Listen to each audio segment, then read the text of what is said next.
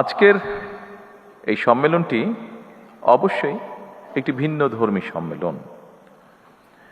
এটিকে আমি একটি সাধারণ সম্মেলন হিসাবে দেখছি না, কারণ আপনাদের অর্থাৎ এনবিআর এর সকল কার্যক্রমের সাফল্যের উপরেই সরকারের সকল উন্নয়ন পরিকল্পনা গ্রহণ এবং বাস্তবায়নের সফলতা বহুলাংশে নির্ভরশীল। সেজন্যই আমি আশা করি আজকের এই সম্মেলন হবে আগামী দিনে আপনাদের আরো অধিক সাফল্যের পথ নির্দেশনার সম্মেলন। উপস্থিতিবৃন্দ,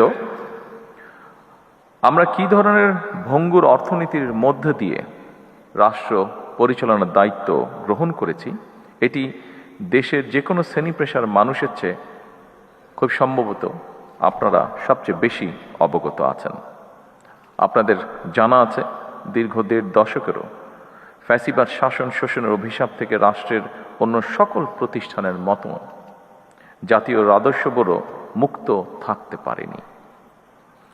এনবিআর এর নীতি নিয়ম উপেক্ষা করে ব্যক্তি কিংবা দলীয় স্বার্থে কাউকে পৃষ্ঠপোষকতা, কারো প্রতি বিরূপ মনোভাব কিংবা রাজস্ব আহরণে স্বেচ্ছাচারিতা এনবিআরকে প্রশ্নবিদ্ধ করেছিল।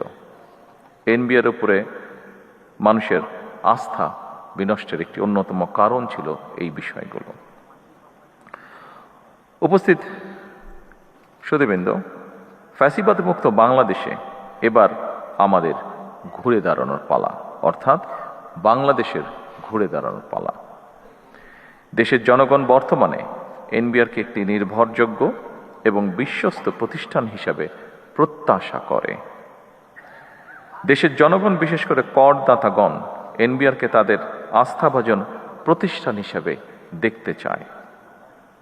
দক্ষ এবং টেকসই রাজস্ব ব্যবস্থাপনার মাধ্যমে জন আস্থা অর্জন সম্ভব, যেটি আপনাদের কারো কারো বক্তব্য থেকেও উঠে এসেছে। করদাতাদের সেই প্রত্যাশা পূরণের দায়িত্ব আপনাদেরকে অবশ্যই নিতে হবে।